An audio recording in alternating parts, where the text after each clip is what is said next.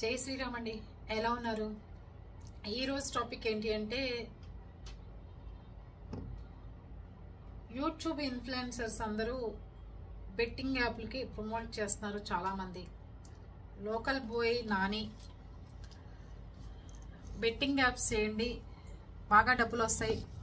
వాళ్ళ భార్య ఒకరోజు బట్టలు కొనుక్కోవాలి, డబ్బులు ఇవ్వండి అంటే ఇదిగో తీసుకెళ్ళు 40,000 అని చెప్పి ఒక వీడియో చేసి పెట్టాడు.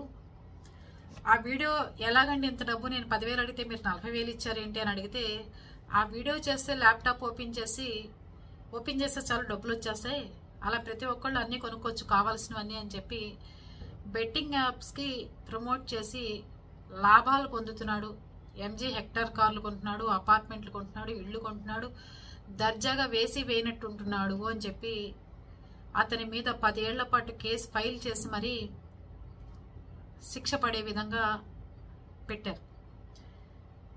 బెట్టింగ్ యాప్స్ గురించి అసలు నాకు తెలీదు. సజ్జనాల్ గారు రిలీజ్ చేశారు, అయ్యా మీరు ఇంత దరిద్రంగా సంపాదించాల్సిన అవసరం లేదు డబ్బులు, బెట్టింగ్ యాప్లకు ప్రమోషన్లు ఇచ్చుకుంటూ ఇన్ఫ్లుయెన్సర్లు అయి ఉండి ప్రజలకు ఉపయోగపడాల్సిన మీలాంటి యూట్యూబర్స్ ఇలాంటి బెట్టింగ్ యాప్లకి ప్రమోషన్లు ఇచ్చి సామాన్య ప్రజల జీవితాలు నాశనం చేస్తున్నారు, ఇలాంటిది ఉండకూడదని ఒక ట్వీట్ పెట్టారు ఆయన.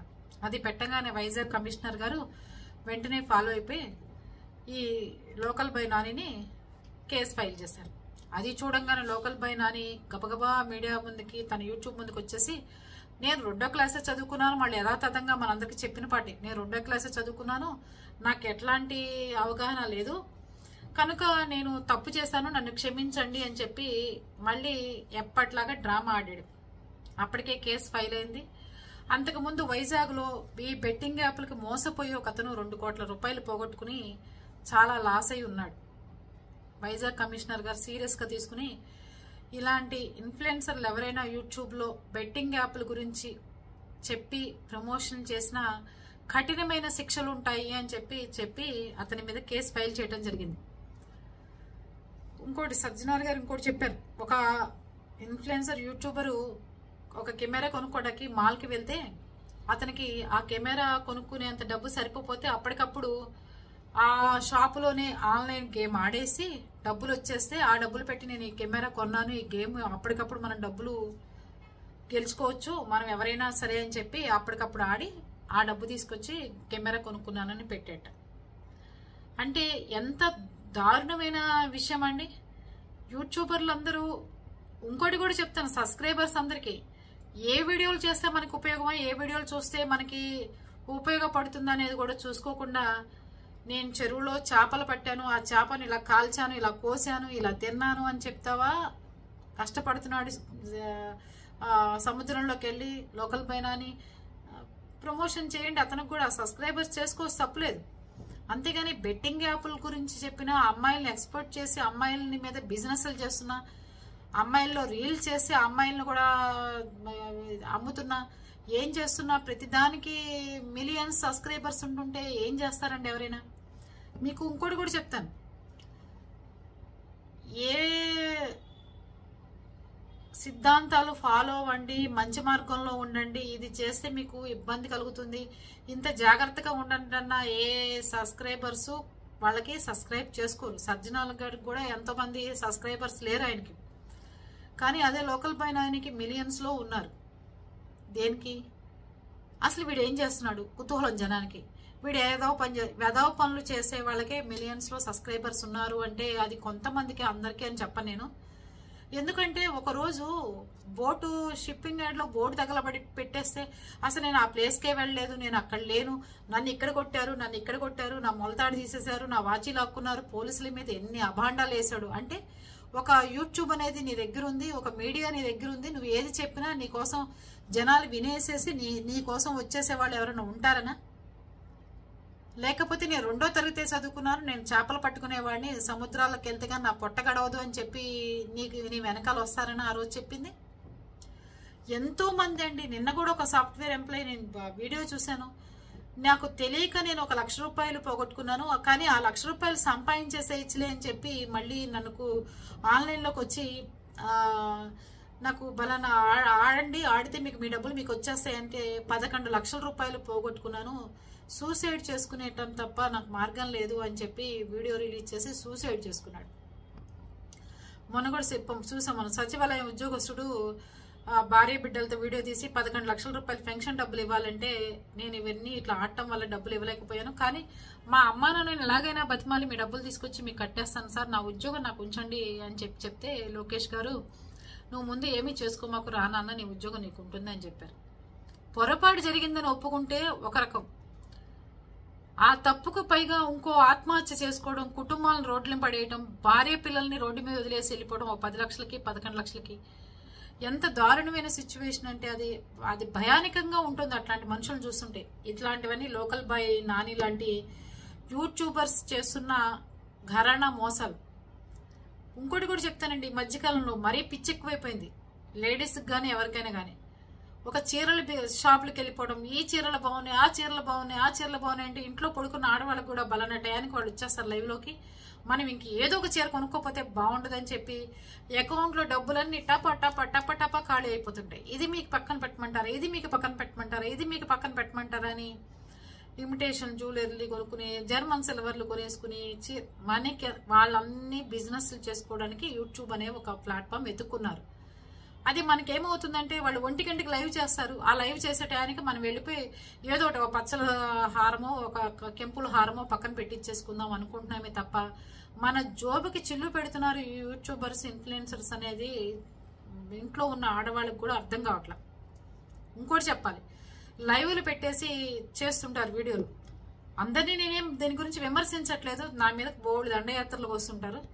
ఒక ఆవిడ గిన్నెలు తోముకుంటుంటే ఇక చెప్తుంది, ఏంటి నీ పని అయిందా, నువ్వు ఆఫీస్కి పోయినావా, నువ్వు ఎక్కడున్నావు, నువ్వేం చేస్తున్నావు అని చెప్పి అడుగుతుంటే ఆయన ఎవరో అసలు నాకు అర్థం కాదు. ఇంట్లో భార్య అంట్లు తోముకుంటుంటే ఒకరోజు కూర్చుని కబుర్లు చెప్పిన వాడు ఎవడనో ఉన్నాడో లేడో నాకు తెలియదు, కానీ ఆ లైవ్ పెట్టిన ఆవిడకి కనీసం ఏది పెట్టి 3 నిమిషాలు అవుతుంది, అది గిన్నెలు తోముకుంటుంది. గిన్నెలు తోముకునేవాడికి, ఆఫీస్కి వెళ్ళిన వాడికి గిన్నెలు తోముకునే ఆవిడతో ఇవిడికి ఏంటి పని? లైవ్ పెట్టింది, మనకు ఆ లైవ్తో మనకి సంబంధం లేదు. ఏంటి సంబంధం? ఆ పెట్టేదేదో నీ భార్యకో, నీ పిల్లలకో, నీ తల్లికో, నీ అక్క చెల్లెళ్ళకో, అమ్మ గిన్నెలు తోముకుంటున్నావా, ఏదైనా సహాయం చేయనా అని అడుగు, కుటుంబం బాగుపడుతుంది. అమ్మ ఏంటక్క ఏమైనా హెల్ప్ కావాలా అక్క, నువ్వేమైనా కష్టపడుతున్నావు పొద్దునుంచి అని అడుగు, ఏదైనా కుటుంబం ఇంకా అభివృద్ధి చెంది నీకు మంచి బాండింగ్ ఏర్పడుతుంది కుటుంబాలతో.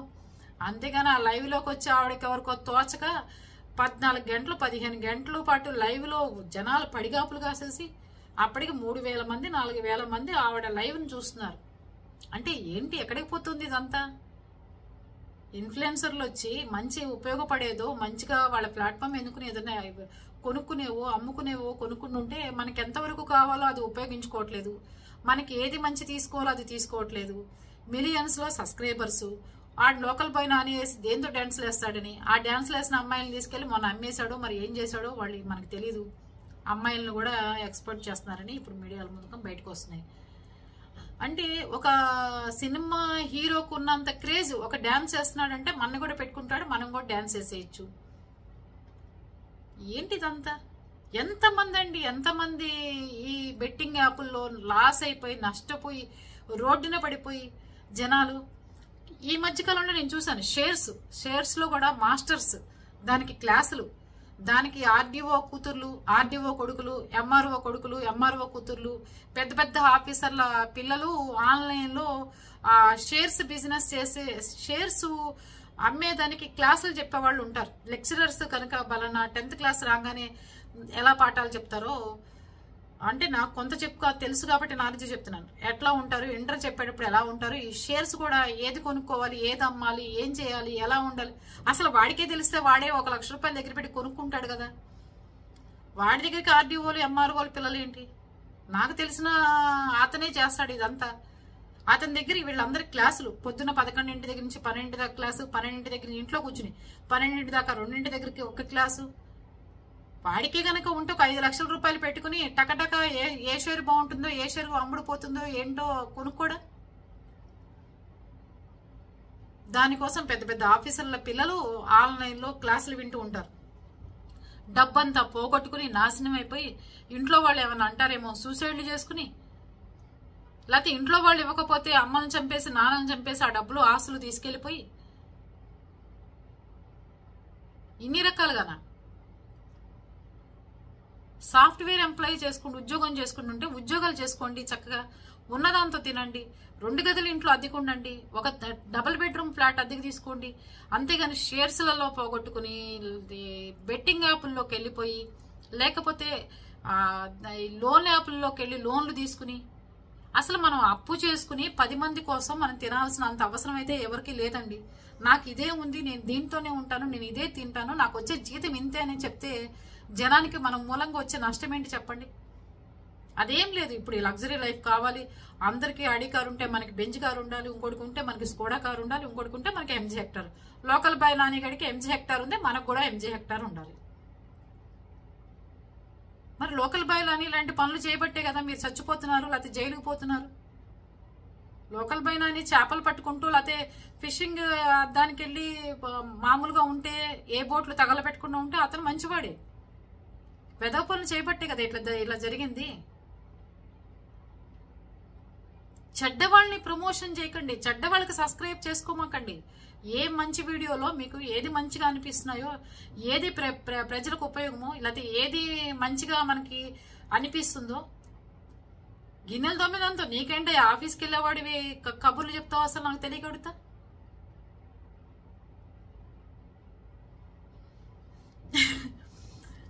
దయచేసి ఎవరిని నమ్మాలో ఎవరిని నమ్మకూడదో ఆలోచించండి. ఒక్కసారి ఒక అక్కర్లేని ఛానల్ని సబ్స్క్రైబ్ చేసుకోవడం వల్ల ఎవరికైనా నా ఛానల్లో అక్కర్లేదు అనిపిస్తుంది. నా ఛానల్ సబ్స్క్రైబ్ చేసుకోమని నేను ఏ రోజు వీడియోలు చేయలేదు, కానీ సబ్స్క్రైబ్ చేసుకోవడం వల్ల మీ లైఫ్ అనవసరంగా డిస్టర్బెన్స్ అయ్యి వాడు పెట్టే లోన్ యాప్లలోకి వెళ్ళిపోయి లేకపోతే వాడు ఎక్కడో కెమెరా కొనుక్కోవాలంటే డబ్బులు తగ్గిపోతే ఆ కెమెరా కోసం అని చెప్పి అప్పటికప్పుడు బెట్టింగ్ ఆడేసేసి మాల్లోనే కూర్చుని మీ జీవితాలను నాశనం చేసుకోమాకండి. సాఫ్ట్వేర్ ఎంప్లాయీస్ అయి ఉండి కూడా మొన్న ఒక అతను వైజాగ్లో 2 కోట్ల రూపాయలు పోగొట్టుకుంటే ఆ కమిషనర్ గారు బయటకు వచ్చి ఈ లోకల్ బాయ్ మీద కేసు పెట్టి ఫైల్ చేసి జైలుకి పంపించడం జరిగింది. అంటే ప్రజలు ఎంత గుడ్డితనంగా ఉన్నారో ఆలోచించండి. లోకల్ బాయ్కి మాత్రం ఖచ్చితంగా శిక్ష పడాలి అని చెప్తాను. ఎందుకంటే నేను 2వ తరగతి వాడిని, నాకు ఏమీ తెలీదు. ఏ కారు ఏ మోడల్ కొనుక్కుంటే బాగుంటుందో, ఏ డ్రెస్ వేసుకుని ఏ డాన్స్లు వేస్తే అమ్మాయిలతో బాగుంటుందో, ఏ డ్రెస్ వేసుకుని నీకు కూడా ఒక కూతురు పుట్టింది, పక్కన ఆడపిల్లని తీసుకెళ్ళి ఎలా ఎక్స్పర్ట్ చేస్తున్నావు, ఎలా అమ్ముతున్నావు బయటికి తీసుకెళ్ళి, మరి నీ కూతుర్ని కూడా తీసుకెళ్ళి ఎవడన్నా అమ్మితే నువ్వు భరించగలవా? మరి ఇవన్నీ ఏంటి ఆలోచించండి ప్రజలు కూడా. ఇది మంచా చూడా? మనకున్న దాంట్లోనే మనని జనం చూస్తారు తప్పండి. మనం హంగులు హార్పాటాలు ఓ గదలు కిరీటాలు ఓ పెట్టేసుకుని నాకు ఇవి ఉన్నాయని చెప్పి చూపిస్తే ఏంటి ఉపయోగం మీకు చెప్పండి? యూట్యూబ్లో కూర్చున్న వాళ్ళకి ఏంటి ఉపయోగం? అవన్నీ మీకు అక్కర్లేదు. మీకు ఏది మంచి జరుగుతుందో మీకు అదే కావాలి, మంచే కావాలి. చెడు మనకెందుకండి? చుట్టూ బురద పెట్టుకుని మనం కూర్చోలేం కదా. ఏదైతే మంచిగా ఉందో పార్క్ ఉంటుంది, ఆ పార్కులోకి వెళ్ళి 4 చెట్ల మధ్యలో 2 నెమళ్ళ మధ్యలో కూర్చుని అక్కడ చక్కగా కూర్చోవాలనిపిస్తుంది. అంతేగాని చుట్టూ మురికున్న చోట్లోకి వెళ్ళి మురుగుంట దగ్గర కూర్చుంటామా? ఇలాంటివే యూట్యూబర్స్ అందరూ కూడా. చూసుకోండి, అర్థం చేసుకోండి. ఏది మనకి బాధ్యత, కుటుంబ బాధ్యత ఆలోచించండి. యాపుల జోలికి పోయి నాశనం అవ్వమాకండి. అర్థం చేసుకోండి. ఓకేనా?